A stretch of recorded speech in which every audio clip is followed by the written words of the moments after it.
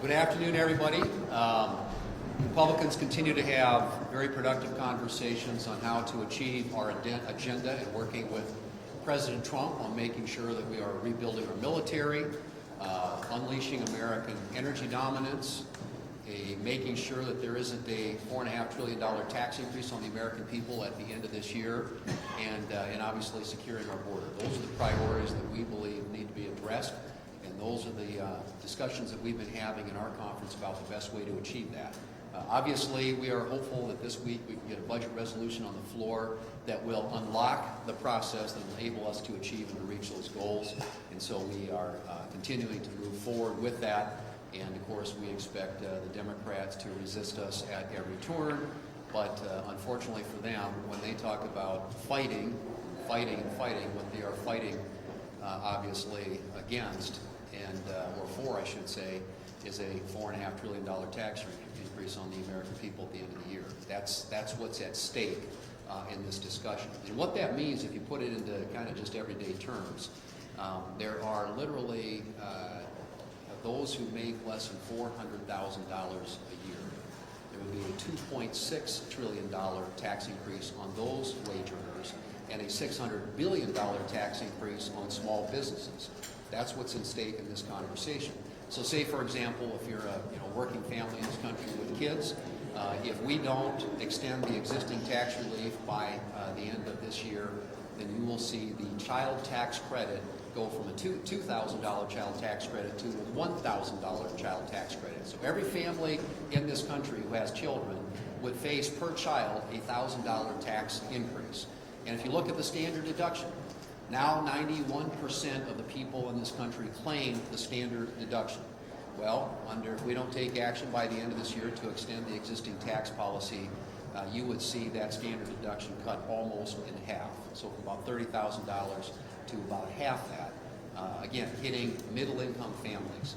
That's what we are talking about, and that's what we are doing in this process, is working on an agenda that will be good for the American people, will bring down the cost of energy, that will allow them to keep more of what they earn, that will keep the country safe and secure for future generations, and make sure that our southern border is secure.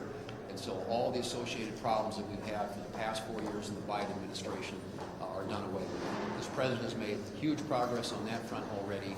We want to be good partners in working with him to achieve these objectives on behalf of the American people. Next up, Senator Barrasso. All the things that Leader Thune talked about are things that I heard about this weekend all around the state of Wyoming. We use a lot of hunting phrases in Wyoming, one of which is open season.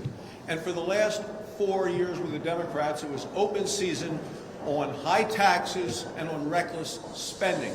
And that needs to end, and it's going to end right now. Now what the Democrats want to do even worse is have taxes go up by $4 trillion. It would be the largest tax increase in the history of America, and Republicans are here standing resolved to not allow that to happen.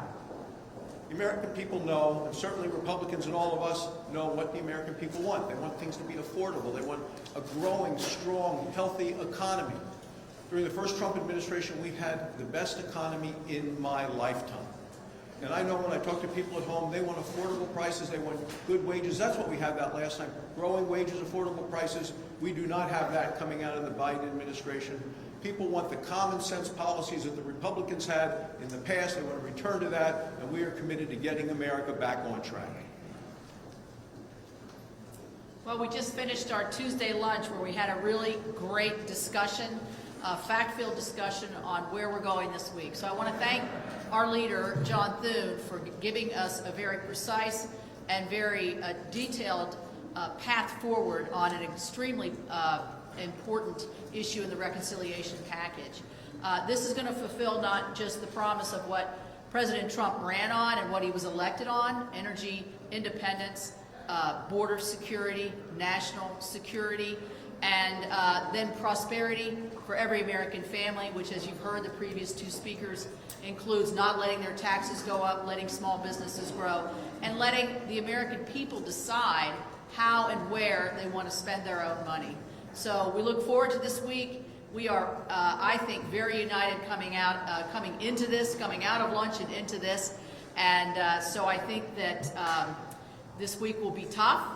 but it will, I think, result in a very meaningful and solid future for the American people.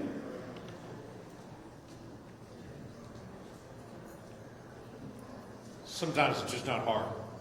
When I talk to folks in Oklahoma and I say, what is it you need the government to do or not do?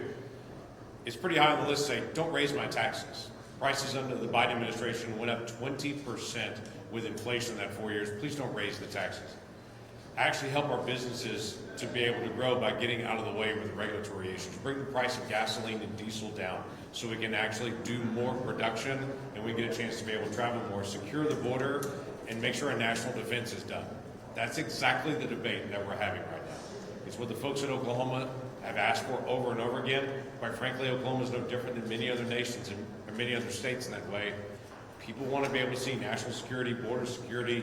They want stable prices, and they want some way to be able to tell their families, here's where the government's out of the way, and we can succeed in our small businesses or grow our manufacturing and to be able to be successful. That's the focus of this week. It is the first step of multi-steps that have got to happen to be able to get this done, but we're ready to take the next step to get it done this week. Question? Yeah, if the parliamentarian rules that cannot use current policy based on just core reconciliation, will you accept that?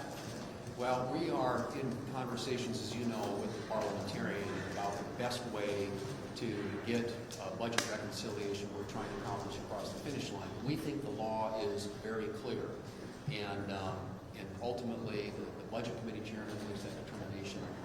But obviously, we're consulting regularly with the parliamentarian on the best way to achieve the desired outcome here in the end, and that is to pass a reconciliation bill that accomplishes all the objectives that my colleagues have alluded to. Aren't they Trump tariffs effectively raising taxes on the American people? And how are the votes do you think going to stack up on the McCain resolution? Well, my expectation had been at least that we would vote on the Kane resolution today. We will see. Are they still going on the floor? If they're still going, that may get pushed, and we end up voting on it tomorrow.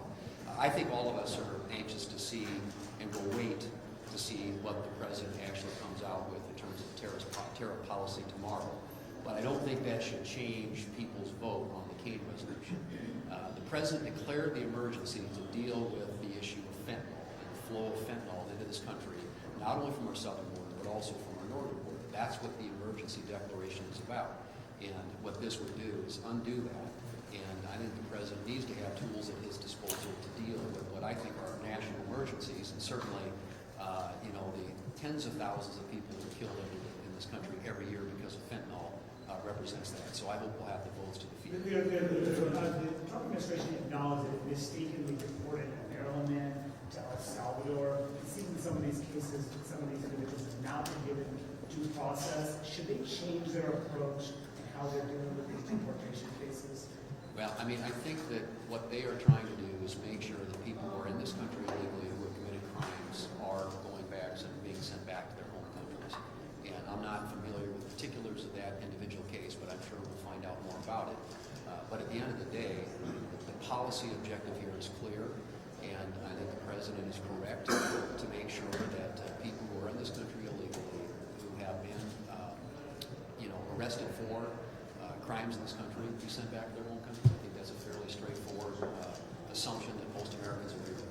Senator Grassley has a bill and nationwide put that on the floor for. Well, we'll see. I don't think they've marked it up yet at the Judiciary Committee. I think he intends to do that. My understanding is at least the House is moving a similar bill, although not an identical bill. But we'll consider that. I mean, I think this explosion that we've seen in injunctions issued by district court judges that are designed to apply nationwide is a trend and a phenomenon that needs to be addressed. And I don't think that's in any way what the founders intended a district court's authority to be about. Obviously, that's also being appealed, and so we'll see what happens there. But if Senator Grassley gets a bill through the committee,